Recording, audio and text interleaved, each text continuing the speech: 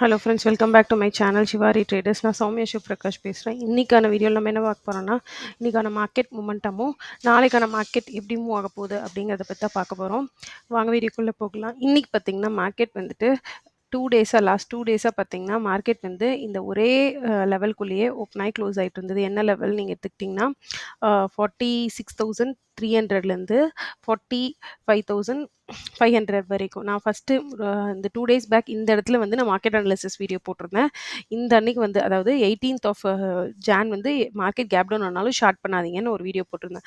அதுக்கப்புறம் 2 டேஸாக மார்க்கெட் அதே ரேஞ்ச்குள்ளே மட்டுமே ஓப்பன் ஆகி க்ளோஸ் ஆகிட்டு இருந்தது. ஓகேங்களா, 2 டேஸாகவே அப்படியே இருந்தது. பட் இன்னைக்கு சடனாக மார்க்கெட் கேப் அப் ஆச்சு. கேப் அப் ஆனதுலேருந்துமே நெகட்டிவ் கேண்டில் ஃபஸ்ட் 5 மினிட்ஸ்லேருந்தே. ஸோ அப்படி 5 மினிட்ஸில் நெகட்டிவ் கேண்டில் வர ஆரம்பிச்சது. ஆஸ் வி நோ, மார்க்கெட் வந்துட்டு ஃபஸ்ட்டு சப்போர்ட் எடுக்கணும்னு நினச்சிருந்தா இந்த 46,150ங்கிற லெவல்லையே சப்போர்ட் எடுத்திருக்கணும். பட் எடுக்கல. அதுலேருந்து பிரேக் டவுன் ஆனனால ஸோ இன்னைக்கு ஃப்ரீ ஃபாலாக விழுன்றது எல்லாருக்குமே தெரிஞ்ச ஒரு விஷயம். ஏன்னா மல்டிபிள் டைம்ஸ் இந்த லெவலை வந்துட்டு டெஸ்ட் பண்ணிருச்சு மார்க்கெட். ஓகேங்களா, ஸோ அதனால நம்ம ஆல்ரெடி வந்துட்டு மிச்சம் இருந்த கேப் வந்து ஒன் டேல பார்த்தீங்கன்னா இந்த இடம் 44,860 அது வரைக்குமே மார்க்கெட் வந்து ரீச் ஆயிடுச்சு. இதுதான் இன்னைக்கு போன மார்க்கெட்டோட அனாலிசிஸ். ஸோ நாளைக்கு மார்க்கெட் எப்படி இருக்க போகுது அப்படின்னு பார்க்கணும்னா, ஃபர்ஸ்ட் வந்து க்ளோசிங் ப்ரைஸ் பார்க்க போகிறோம். க்ளோசிங் ப்ரைஸ் வந்து 45,015ல இருக்குது. ஓகேங்களா, ஸோ அது ஒரு மார்க் பண்ணிக்கலாம். ஸோ 45,015 ஓகேங்களா, இந்த இடத்துல க்ளோசிங் ப்ரைஸ் இருக்குது. இப்போ மார்க்கெட் நாளைக்கு எப்படி ஓப்பன் ஆகும் அப்படின்னு கேட்டிங்கன்னா, மார்க்கெட் வந்துட்டு இது வந்து நாளைக்கான சிபிஆர். ஓகேங்களா, ஸோ நாளைக்கு ஒயிட் சிபிஆர் தான். ஆப்வியஸாக இவ்வளோ பெரிய மொமெண்டம் இருக்கும்போது ஒயிட் சிபிஆராக தான் இருக்கும். ஒவ்வொரு சிபிஆர் லைனுக்கு நடுவுலுமே 250 பாயிண்ட்ஸ் கிட்டத்தட்ட இருக்குது. ஓகேங்களா, நாளைக்கு நீங்கள் எப்படி மார்க்கெட்டில் ப்ளே பண்ண போகிறீங்க அப்படின்னு கேட்டிங்கன்னா, மார்க்கெட் வந்து மேஜரான ரெசிஸ்டன்ஸ் ஜோன் அப்படின்னு நீங்கள் பார்த்தீங்கன்னா, நான் சொல்கிறேன் இந்த ஜோன் தான், மார்க் பண்ணிக்கோங்க. அதாவது 45,000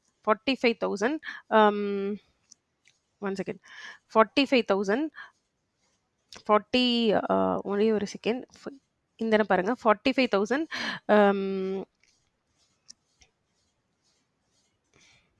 45,738 தான் வந்துட்டு உங்களுக்கு 700 to அந்த 800 அந்த ரேஞ்ச் தான் மேஜர் ரெசிஸ்டன்ஸ். ஏன்னா இன்னைக்கு அந்த இடத்த தான் வந்துட்டு பார்த்தீங்கன்னா மார்க்கெட் வந்துட்டு அங்கேருந்து ஃப்ரீ ஃபாலாக விழுந்திருக்கு. ஓகேங்களா, அந்த இடம் தான் பிரேக் டவுன் ஆன பாயிண்ட். ஓகேங்களா, அதுக்கு முன்னாடி ஒரு லெவல்னு பார்த்தீங்கன்னா 45,500. ஓகேங்களா, அதுக்கு முன்னாடி ஒரு ஜோன் லாஸ்ட் இது பிரேக் பண்ணது பார்த்தீங்கன்னா 45,500. ஓகேங்களா, இந்த ரெண்டு லெவலையும் நோட் பண்ணி வச்சுக்கோங்க.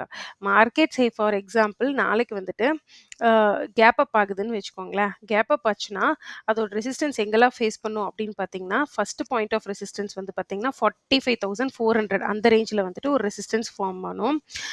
ஓகேங்களா, நெக்ஸ்ட்டு எதுன்னு பார்த்தீங்கன்னா 45,800 அப்புறம் 45,400 இந்த ரெண்டுமே ரெசிஸ்டன்ஸாக நாளைக்கு மார்க்கெட்டுக்கு வந்து ஆக்ட் ஆகும். கேப் அப் ஆச்சு அப்படின்னா நீங்கள் அங்கே ஷார்ட் பண்ணிங்கன்னா இந்த ஸ்விங் வரைக்கும் நீங்கள் வந்துட்டு ஹோல்ட் பண்ணலாம். ஸ்விங்கில் வந்துட்டு நீங்கள் என்ன நடக்குதுன்னு பார்த்துட்டு அதுக்கப்புறம் ப்ராஃபிட் புக் பண்ணுறதா இல்லை வந்து ட்ரேட் வந்துட்டு டவுன் ஹோல்ட் பண்ணலாமா அப்படிங்கிறத நீங்கள் வந்து டிசைட் பண்ணிக்கலாம். ஓகேங்களா, அதே வந்துட்டு மார்க்கெட் வந்துட்டு இப்போ நாளைக்கு வந்துட்டு கேப் டவுன் ஆகுதுன்னு வச்சுக்கோங்களேன்.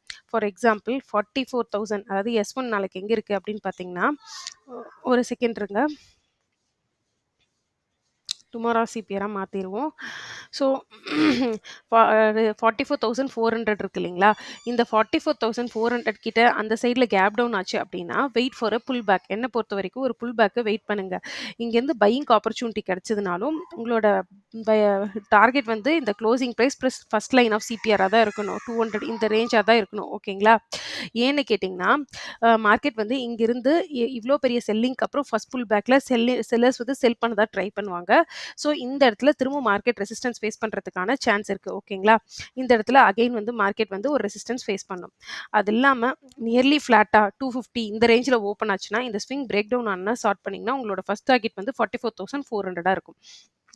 அவ்வளோதான், சிம்பிள் அனாலிசிஸ் தான். நாளைக்கு 3 இடம் தான் மார்க்கெட் ஓப்பறதுக்கான சான்சஸ். கேப் அப் ஆச்சு அப்படின்னா நியர்லி இந்த 44,700 அந்த ரேஞ்ச் இந்த 600 to 800ல செல்லிங் வந்துட்டு வரலாம். ஓகேங்களா, அப்படி இல்லாமல் இந்த 400 ரேஞ்சில் ஓப்பன் ஆனாலும் ஷார்ட் பண்ணுறதுக்கான ஆப்பர்ச்சுனிட்டிஸ் இருக்குது. பட் குவிக் ப்ராஃபிட் நீங்கள் இந்த இடத்துல இந்த ஸ்விங் என்ன ஆகுதுன்னு பாருங்கள். இதுவும் பிரேக் டவுன் ஆச்சுன்னா நெக்ஸ்ட் டார்கெட் இதாக இருக்கும். ஆனால் இப்போ வந்துட்டு ஃப்ளாட்டாக மார்க்கெட் ஓப்பன் ஆச்சு அப்படின்னா இந்த இடத்துலயே லைக் நியர்லி 47,774லேயே ஓப்பன் ஆச்சுன்னா இந்த ஸ்விங் வந்துட்டு பார்த்தீங்கன்னா பிரேக் ஆச்சு அப்படின்னா நீங்க வந்துட்டு இங்க இங்க பிரேக் ஆயி ஃபர்ஸ்ட் 5 மினிட்ஸ் கேன்டலுக்கு அப்புறம் இது கிடைச்சதுன்னா டார்கெட் 44,400. பட் கேப் டவுன் ஆச்சுன்னா எடுத்தோனே ஷார்ட் பண்ணாதீங்க. ஏன்னா, கேப் டவுன் ஆனதுக்கு அப்புறமேட்டு ஒரு புல் பேக் பாருங்க. S1 பிரேக் டவுன் ஆகுதா இல்லையான்னு நீங்க பார்க்கணும். அப்படி இல்லாம கிரீன் கேண்டில்ஸா இருந்ததுன்னா, நீங்க வந்துட்டு சிபிஆர் கிட்ட நியர்லி சிபிஆர்ட்ட புல் பேக் வந்ததுக்கு அப்புறம் தான் நீங்க ஷார்ட் பண்ணணும். ஓகேங்களா? இவ்வளோதான் 3 அனாலிசிஸ். தட்ஸ் ஆல் ஃபார் வாட்சிங். தேங்க் யூ ஃபார் வாட்சிங். இந்த வீடியோ புடிச்சிருக்கு அப்படின்னா, மறக்காம நம்ம சேனல் ஷிவாரி ட்ரேடர்ஸ்க்கு சப்ஸ்கிரைப் பண்ணி இந்த வீடியோவ ஷேர் பண்ணி லைக் பண்ணிக்கோங்க. Thank you friends.